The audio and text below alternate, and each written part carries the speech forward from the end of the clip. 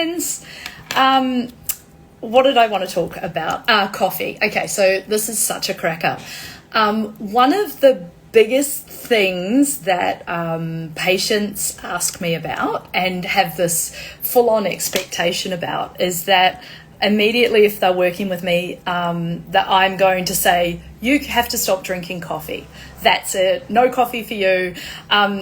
And speaking with my naturopath friends, it's something that they encounter too, which is kind of funny because I love coffee and heaps of my naturopath friends love coffee as well. Okay, so the answer to that question is not necessarily. Okay, for some people who are in a really, really depleted state, who are so far down a spectrum of adrenal fatigue or have some other stuff going on that is quite serious, then for sure. And if they are doing some sort of detox or they need to do some sort of detox for health reasons, then that's a great idea for them as well. And for the people that are, once we've identified that you are literally living off coffee through the day as your energy source, then for sure we will dial that back in such a way that it won't be super painful. But I wanted to share, so I love coffee, and I wanted to share something with you where that can be really, really easy, and it can take your morning coffee from being this cortisol enhancing sort of blood sugar spiking crazy sort of situation to something that can be quite nourishing. Because the thing is that good quality coffee has got a number of epic antioxidants that can be really beneficial for you. So that's my story, and I'm sticking to it. So I'm going to show you what I do. I make my coffee, and I usually make a plunger, and I use good quality filter, like the plunger French press, I think you call it, and I use good quality coffee. And then what I do is I'll use some sort of milk, like I'll use a almond milk often, which will be just almond. It's called the brand, and it's literally sort of like very watery almond milk, but it doesn't have all the gross fillers and vegetable oils and rubbish like that. And then now we get into the fun stuff. So then I'll put something like your PHGG, which is your partially hydrogenized, so bad at saying that, but stick with me, guar gum.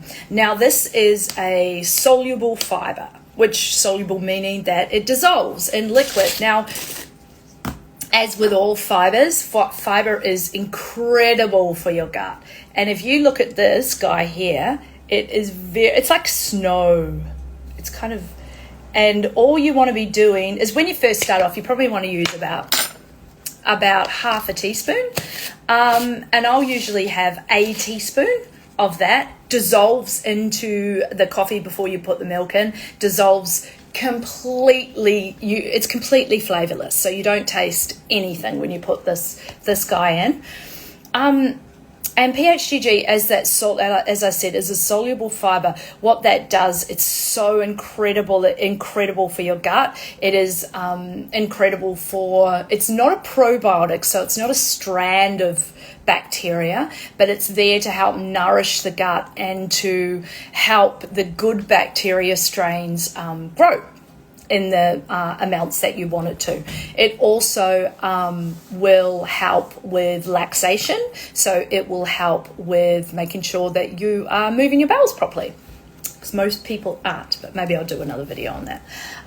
So that is what I use and in my coffee. The next thing that I use, I don't have any sweeteners, but the next thing that I use is Collagen Beauty. So this is the Nutra Organics brand. Love them. They're a fun little business that are actually a local business near where I live, so I really like to support them too. So they've got a really great range, but this one in particular, it's got it's unflavored again, so you can put it into your coffee and it won't taste like crap. And it won't be like this weird, like, why am I trying to make a pineapple flavored coffee? No.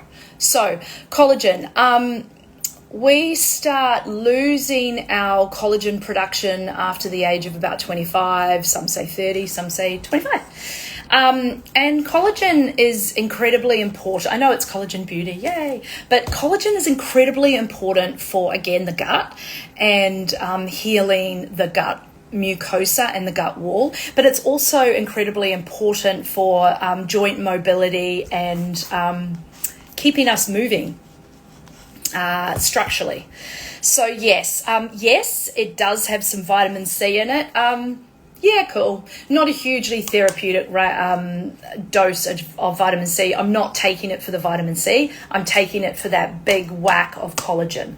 Now, collagen is not a complete protein. It does have a number of the amino acids. So it's nearly there, but it's not there. So please be aware that when you are taking collagen, you shouldn't be relying on it solely for your protein intake.